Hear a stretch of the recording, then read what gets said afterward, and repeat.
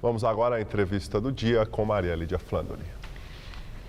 2014 não está sendo ano fácil para o Partido dos Trabalhadores, que em preparativos para o 5º Congresso Nacional faz balanço e elabora projetos futuros.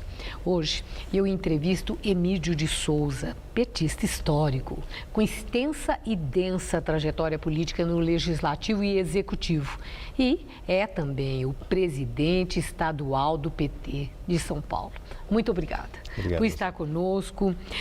No lançamento dessa segunda fase, que está preparativa do 5º Congresso, que vai ser no ano que vem, o presidente Lula falou algumas coisas assim que chamaram muita atenção.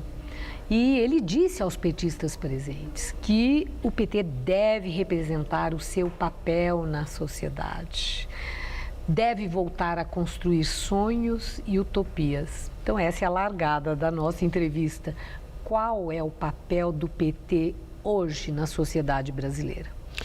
Eu acho que as palavras do presidente Lula, Maria Lídia, ela diz tudo. O presidente Lula é um homem de visão e o PT é um partido que fez muito pelo Brasil e o Brasil reconhece isso. Agora, o PT também cometeu erros e vamos dizer, ele precisa voltar a despertar nas pessoas a ideia da utopia, a ideia de que o país pode ser melhor, de que as pessoas podem confiar no PT, confiar no Brasil, sabe? E eu acho que essa é a nossa tarefa. O 5º Congresso está pensado nesse sentido. O nosso esforço nesse momento, não só na direção nacional, mas em todos os diretórios estaduais, municipais, também é nesse sentido, é entender o recado das urnas. Olha, então quando o senhor fala, quando o Lula falou, quando Gilberto Carvalho falou para mim que o PT cometeu erros, o PT é como um ser adulto que comete erros e tem que fazer aí um estudo desses erros. O senhor acabou de falar isso também. Há erros e erros. Vocês assumem erros de alguns militantes importantes, lideranças do PT, como erros do partido, ou aí separam erro de algumas pessoas, tem gente que até foi caçada, ou erros de enfoque, de visão política partidária do próprio partido? Eu acho que tem as duas coisas. Na maior parte das vezes, o que acontece são militantes, porque um partido, vamos lembrar que ele é feito de homens e homens e mulheres são falíveis, sabe, podem cometer erros. E o PT, vamos dizer, ao longo desse período, ele pode ter cometido erros de estratégias em algum momento, mas o fato é que é o partido que promoveu a maior revolução social no Brasil. No investimento na educação, no emprego, todo mundo sabe disso. E a imensa maioria dos brasileiros confirmam e acreditam nisso. Agora, teve erros individuais, teve pessoas que cometeram deslizes no exercício das suas funções. Qual a diferença? A diferença é que em outros momentos no país isso não vinha à tona.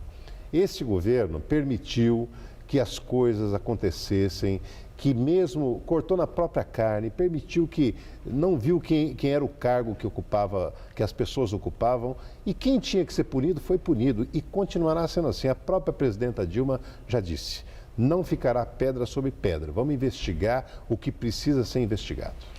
Agora também tem que fazer a ressalva que quem investiga não é com autorização da Presidente da República. As instituições são independentes, nós vivemos aquela democracia pela qual todos lutamos que fosse resgatada. É Ministério Público, é Polícia Federal. Mas isso é verdade, né? Maria. Então, quando ela fala isso, a presidente, vocês, eu fico com a impressão que existe um exagero em querer atribuir à presidente a independência da Polícia Federal e do Ministério Público. Isso não. Não, isso não. O que acontece é que o presidente da República, em outras épocas, atuou no sentido de impedir investigações, não deixar CPIs acontecerem, não deixar a Polícia Federal isso também continua mais ou menos, as coisas. Né? Sim, mas hoje você tem uma Polícia Federal que age naturalmente. Nunca se soube de um momento que o Ministério da Justiça tenha impedido, sob a orientação da Dilma, qualquer investigação em curso no país. Porque vai atingir o figurão A, o figurão B, isso nunca aconteceu. E eu acho que é nesse sentido, é um governo que não teme ser investigado, não teme punir quem precisa ser punido. Agora, Emídio de Souza, é verdade que Lula está articulando a formação de um gabinete para administrar o que estão chamando de crise do PT? Olha, gabinete de crise é uma coisa que todos os partidos têm e ele funciona informalmente. Não é que vai se criar um gabinete no sentido, olha, fulano, cicrano, beltrano.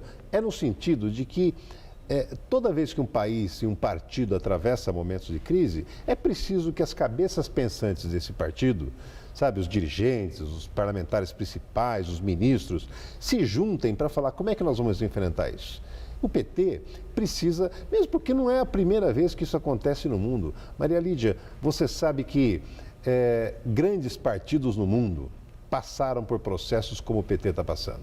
Não só partidos de esquerda, o Partido Republicano Americano, o Partido Trabalhista Inglês, o Partido Socialista Francês, o Partido Comunista Italiano, o partido do Felipe González na Espanha.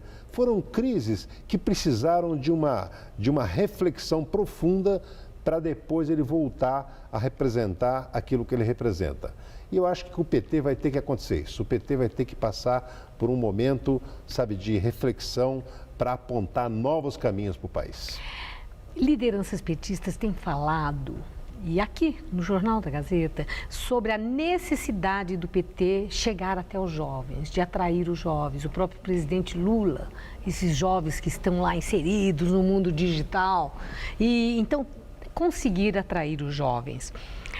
O PT está vocês estão vendo a necessidade de rejuvenescimento do PT? Assim, rejuvenescimento de marca, inclusive, com uma linguagem mais moderna, mais atual, que permita que o PT novamente possa empunhar a bandeira da ética, como fez lá atrás, quando não existiam denúncias de corrupção, de nada disso? Eu acho que pode e precisa. O PT precisa saber interpretar o que é o sentimento da juventude. Sabe, a aspiração dessa nova juventude que o próprio PT muitas vezes criou oportunidades no ProUni e em outros lugares. Na questão da corrupção, o PT vai precisar dizer muito claro, sabe, primeiro que ele é um partido que continua defendendo as bandeiras da ética.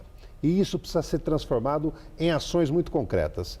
E nós vamos querer ver os outros partidos fazerem a mesma coisa, nós vamos cobrar. Porque não é possível. Do nosso lado, tudo se cobra. Em São Paulo, tem um escândalo dos trens e do metrô, sabe? E um dos atores responsáveis por isso é nomeado para o Tribunal de Contas do Estado. Quer dizer, como é que pode isso? A sociedade vai cobrar só o PT? Acho que tem que cobrar. Mas todos os partidos têm que ter compromisso com a ética, tem que ter transparência, não pode permitir que filiados seus ajam de maneira inadequada. Olha, eu sei cortar na própria carne, eu sei.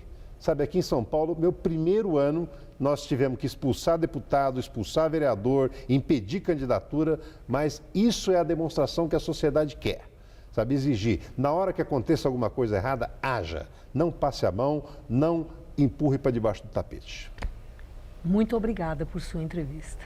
Obrigado. E muito boa sorte. Obrigado. Uma boa noite. Boa noite. Estela.